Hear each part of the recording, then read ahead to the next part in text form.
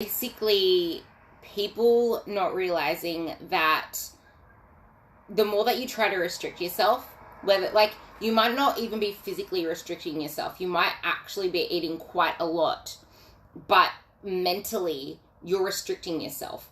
Any form of restriction, anything that's extreme to one end, it's gonna bounce back. Think of it like a pendulum.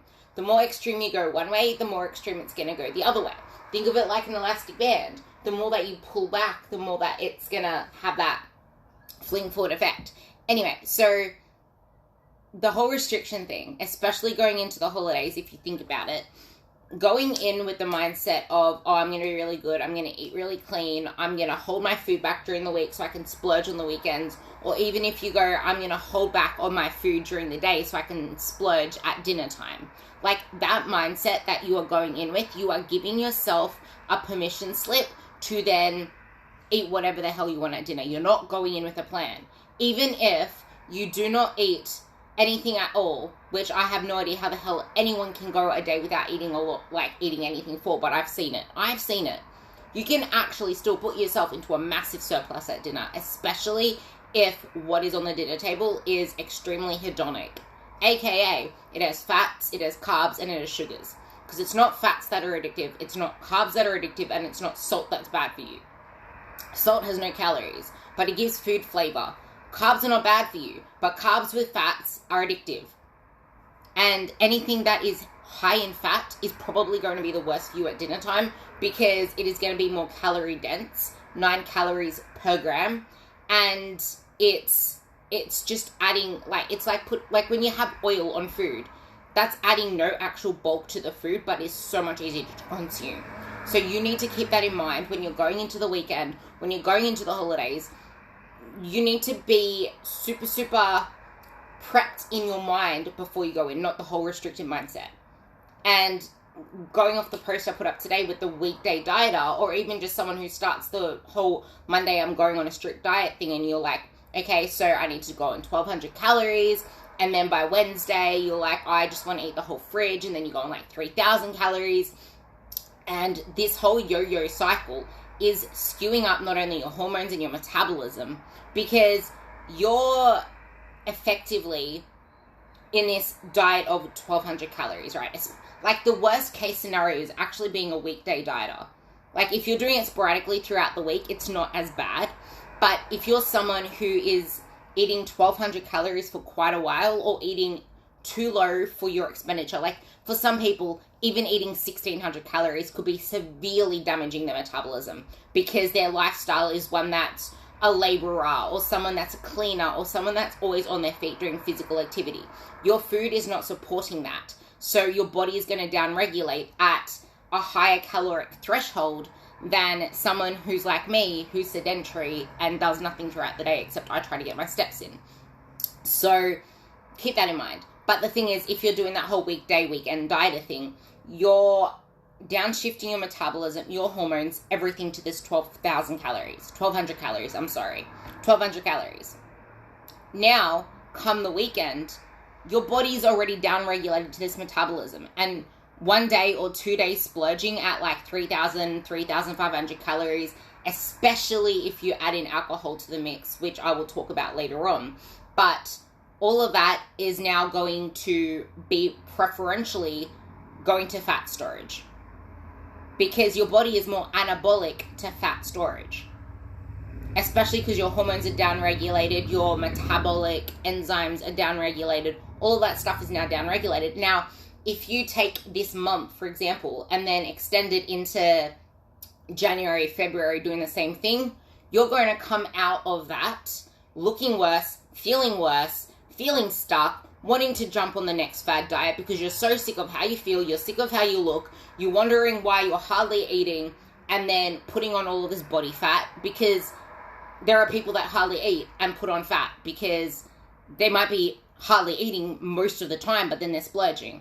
Or their metabolism has downregulated so much to like 1,200, 1,300 calories that being on like 1,000 for a while and then going up to like even just 2,000 or 1,800 for a couple of days is going to screw them up. Try not to swear. Is going to screw them up because their metabolism is now all the way down there.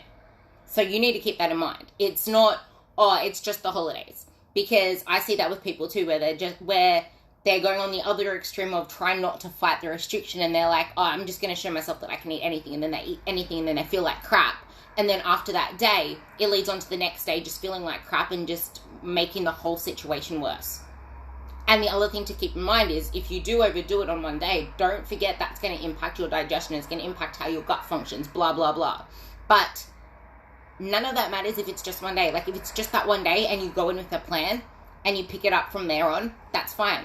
But being the holiday season, there's going to be a lot of one days. And this is where you really need to pick your battles.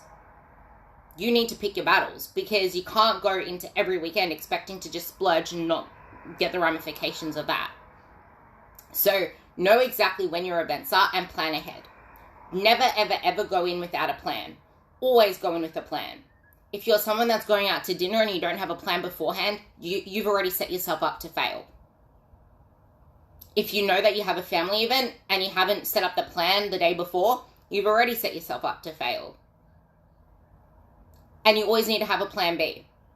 Like, it's not going in with the mentality of, oh, well, it's just one dinner, I'm going to eat whatever the hell I want. Because that's going to screw you up just as bad, because if you didn't have that plan beforehand knowing what you want to eat, or if you didn't consciously make the decision, and actually, I should have prefaced that. You should always be sitting at the dinner table or sitting wherever it is, thinking to yourself, how do I want to feel after this meal? How do I want to wake up tomorrow? Do I want to wake up tomorrow feeling sick, feeling guilty, feeling like I have a crappy digestion, not being able to poop properly, not being able to have enough energy because of what I did the day before? Same when it goes for drinking, because drinking has even more ill effects. You need to think ahead of how you want to feel afterwards, because feelings are much stronger than looks. Like when I go to a dinner table, I don't even think once about how I want to look after dinner. I don't give a shit, because how I look after dinner is transient. That's gonna pass. But if I feel like shit, I know that that is gonna lead into the next day, and I'm gonna probably be playing into my head, what did I used to think? Like, it's like, this is me trying to channel the old me, because I don't have any of these feelings anymore. And this is like, I say that now because I want you to realize that this stuff is possible. Like, I don't ever feel like that when I'm at dinner anymore. And I always, like, I easily say, I know what I want. I'm getting the grilled this, grilled that. Like, I pick choices for how I know I want to feel.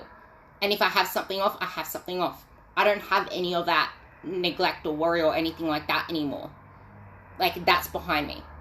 But most of the time I don't even do that, because I love the types of foods that I eat. Like, way back before I never used to.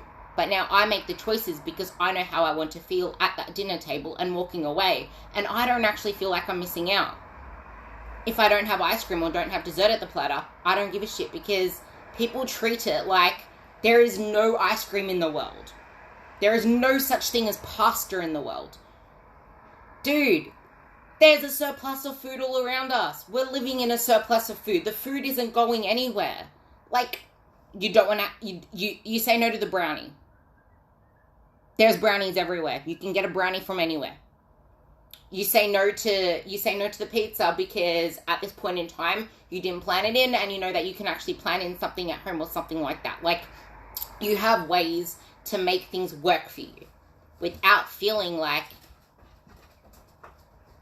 it's the end of the world.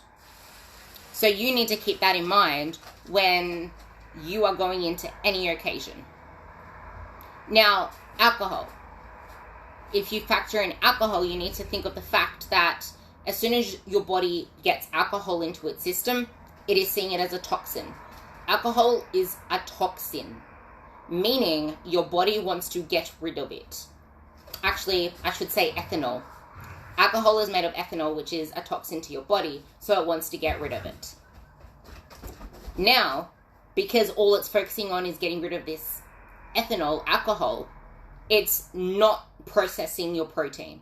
It's not breaking down fats. It's not burning fats. It's not breaking down carbs. It's not burning carbs. The first priority is getting alcohol out of its system. So keep that in mind too. Last of all, if you have too much alcohol, that's going to lead to poor decisions. It impacts satiety and appetite cues. From the last time that I remember, like, 10 years ago when I drank, as in actually drank, I just wanted pie and pizza and bread. You make really bad decisions after you drink surplus amount of alcohol and all you want is carbs and fats. You just want to shove something in your mouth whether you're full or not. So pick your battles. Don't go in with a restrictive mindset. Have a plan beforehand, whether it's a plan of I'm going to eat this meal, which is just grilled and steamed and healthy, or I'm going to eat this pasta dish. Whatever you go in with, make sure that plan is solid. Make sure that you know how you want to feel afterwards.